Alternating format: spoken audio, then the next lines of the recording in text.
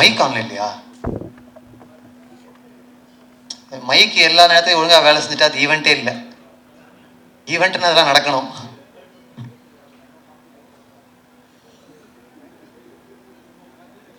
Sir அண்ணா, இந்த சின்ன திரையிலேருந்து தான் பெரிய திரைக்கு வந்து பெரிய ஆள் ஆனார் சிவகார்த்திகேயன். ஆமாண்ணா.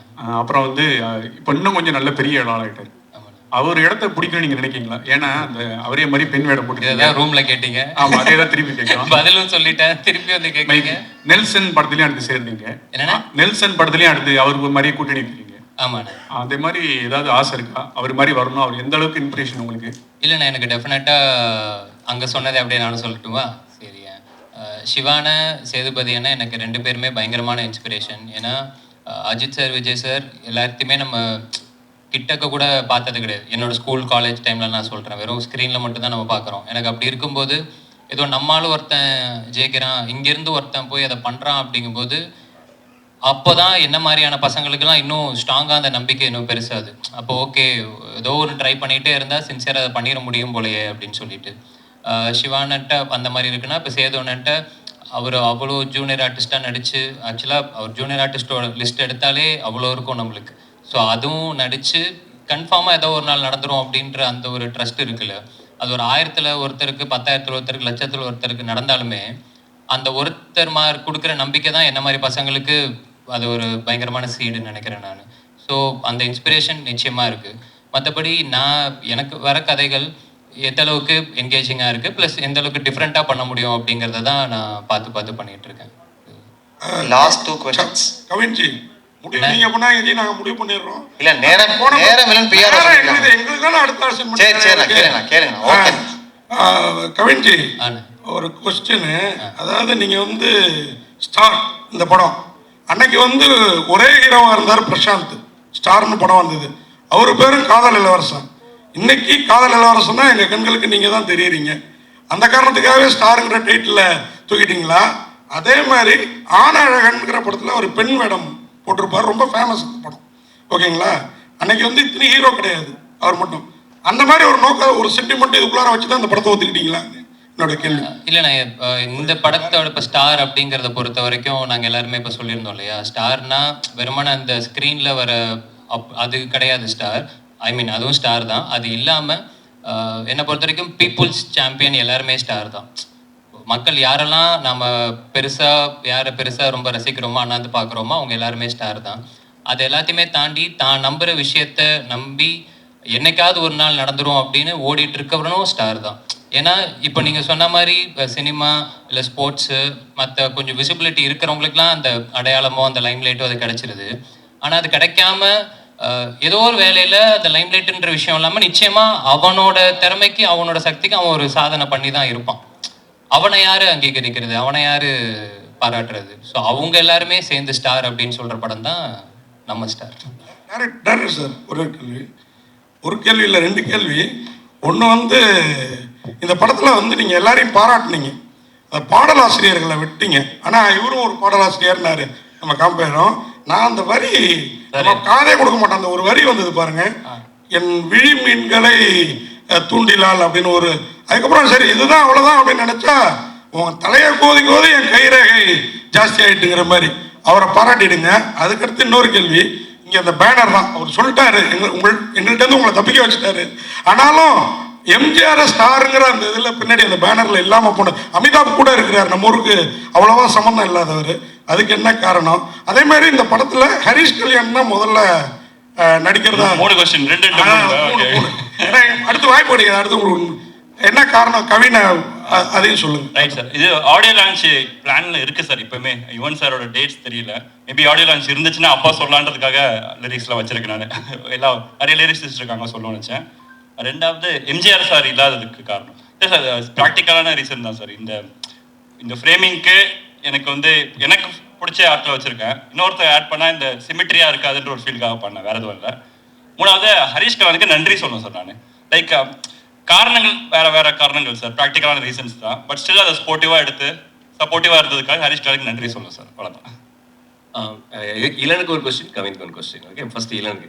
இல்லை, உண்மையாகவே இது ரொம்ப அழகான மேடையாக இருக்குது.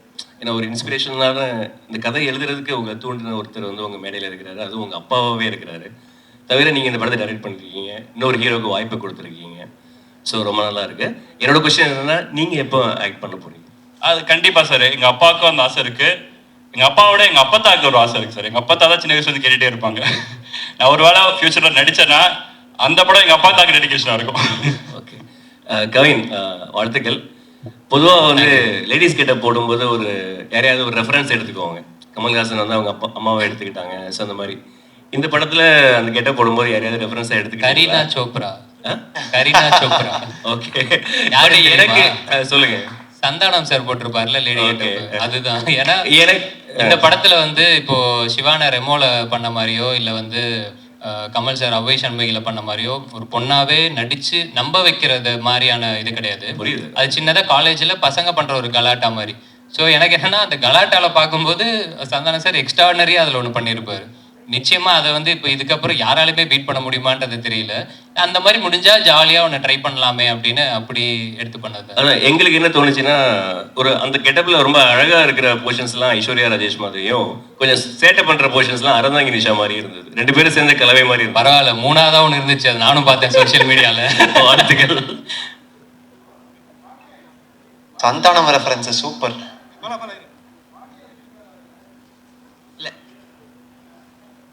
நடிச்சிருக்காங்க சார், நடிச்சிருக்காங்க.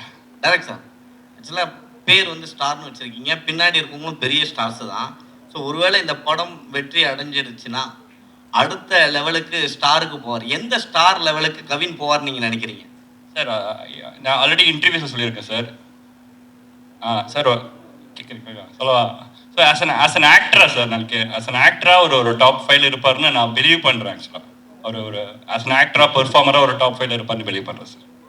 கவின் சார், ஒரு 2-3 நாளா அந்த லேடிஸ் கெட்டப்ல திரும்பிங்க, உங்களுக்கு எப்படி ஃபீலா இருந்தது? பெண்களுக்கு வந்து என்னென்ன கஷ்டம் அண்ணா எனக்கு இருக்கு? பயங்கர கஷ்டம்னு. நான் அன்னைக்கு ஸ்டேஜுக்கு வந்ததுமே ஏதோ இவங்களோட கொஞ்சம் விரிவா சொல்லுங்க. அசிஸ்டன்ட் ஒரு அக்கா வருவாங்க, அவங்க எல்லார்ட்டையுமே வந்து நீங்க எல்லாம் தெய்வம் அப்படின்ற அளவுக்கு நான் சொல்லிட்டேன். ஏன்னா நிஜமாவே ரொம்ப சங்கடமா இருந்துச்சு. இப்போ இதுவே எனக்கு தெரிஞ்சு இந்த டிசைன்லாம் இவங்களுக்கு உள்ள குத்தும்னு நினைக்கிறேன். ஆனா காமிச்சிக்காம சிரிச்சுக்கிட்டே இருக்காங்க பார்த்தீங்களா, அதுவே ஒரு தனித்திறமை. எனக்கெல்லாம் அன்னைக்கு வந்து முடிச்சுட்டு போறேன், ஃபுல்லா அந்த அப்படியே தேஞ்சா ஒரு மாதிரி இருக்குல்ல, அந்த ஜிம்மிக்கியா ஜமுக்கியா ஏதோன்னு சொல்லுவாங்கல்ல, அந்த பேட்டர்ன் போல அது அப்படி கொடுத்துருந்தாங்க பயங்கரமா நம்ம காஸ்டியூம் டிசைனர். சரி, அதெல்லாம் ரொம்ப ரொம்ப கஷ்டம்னு. ஏன்னா இப்போ நம்ம இப்போ ஒரு ஈவெண்ட் அப்படின்னா நம்ம சும்மா ஏதோ ஓகே கிடைக்கிறத போட்டு டக்குன்னு வந்துடுறோம்ல, அவங்களுக்கு அந்த மாதிரிலாம் இல்லை, அது மெனக்கெடுதல்லே பயங்கரமா இருக்கு. ஸோ அதெல்லாம் இனிமேல் யாராவது கலாய்ச்சா நானே கேட்பேன், எவ்வளோ கஷ்டம் தெரியுமா அந்த மாதிரி. கவின் சார், என்ன உங்களுக்கு மைக்கே தேவையில்ல போலேன்னு சொல்லுங்க.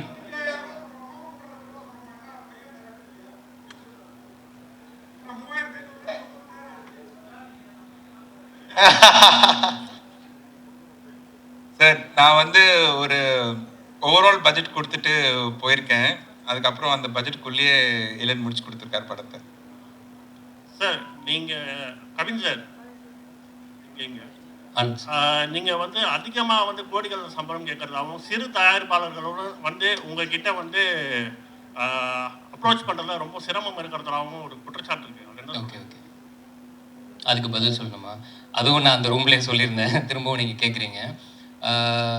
இப்போ வந்து நம்ம நடிச்சிருக்கோம் ஒரு படம். இந்த படம் டெஃபினட்டாக டிபேட்டபிள் அப்படின்னு நான் நினைக்கிறேன்.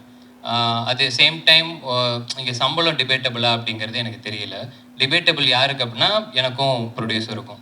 அட் த சேம் டைம் நம்ம ஏதோ கேட்குறோம் அப்படின்றதுக்கானலாம் யாரும் கொடுத்துடவும் மாட்டாங்க. அப்படி ஒரு விஷயம் கிடையவும் கிடையாது. இப்போ நீங்கள் எந்த பத்திரிக்கையில் வேலை செய்கிறீங்கன்றது எனக்கு தெரியல. இல்லைண்ணே, எனக்கு என்ன, நீங்கள் இப்போ இதுக்கு முன்னாடி ஒரு இடத்துல வேலை செஞ்சுருப்பீங்க, அங்கேருந்து இன்னொரு இடத்துக்கு நீங்கள் வேலை பார்க்க போகும்போது டெஃபினட்டாக நம்ம அதே சம்பளத்துலேயோ இல்லை அதே அமௌண்ட்லேயோ நம்ம இது பண்ண மாட்டோம். நிச்சயமாக நம்ம ஒரு சேலரி ஹைக் அப்படின்ற மாதிரி நம்ம கேட்டு ஒன்று போவோம்.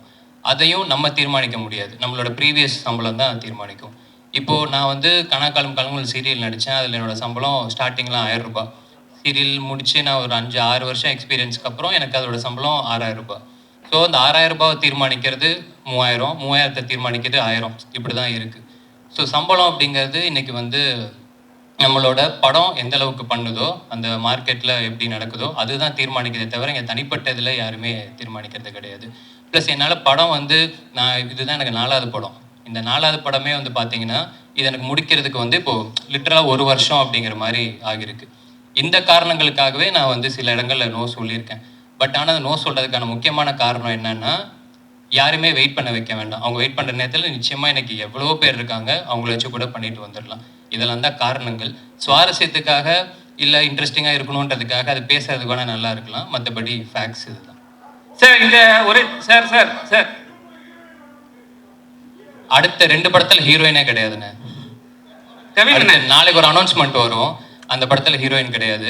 அதுக்கடுத்து ஒரு படம் பண்ணுறேன், அதுலேயும் ஹீரோயின் கிடையாது. இந்த படத்துலேயும் நான் கதை மட்டும் தான் கேட்டேன், ஹீரோயின் தான் இந்த இவர் தான் கூப்பிட்டு வந்தார். கடைசி கொஸ்டின் இது கடைசி கொஸ்டின் சார், கடைசி கொஸ்டின் இது சார். ஹலோ சார்,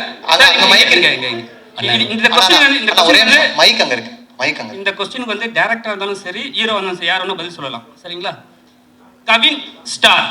ஏன்னா எப்பவுமே வந்து ஒரு படத்தோட ஹீரோ வந்து ஒரு பேர் சொல்லி ஒரு ரஜினியின் ஜெயிலர் அப்படிதான் வரும். இது என்ன கவின் ஸ்டார்? யாருக்கு மென்ஷன் பண்றீங்க? யார் குறிப்பிட்டு சொல்ல வர்றீங்க? அதுக்கப்புறம் வந்து 2 ஹீரோயின். ஒரு ஹீரோயினை சமாளிக்கிறது பெரிய விஷயம். சரிங்களா? புது ஹீரோயின், ஒருத்தருக்கு தமிழ் தெரியல, எப்படி சமாளிச்சீங்க? 2 பேர்ல யாருக்கும் சொல்லலாம். நேக்க டைரக்டர் மைக் கொடுத்துட்டாரு. This is first. எவ்வளவு நேக்கெல்லாம் பேசியிருக்கலாமே, அது கிடையாது. நான் சாதாரணமா சொன்னேன். அவரோட கால் தானே, ஸோ அவர் தான் சொல்லணும்.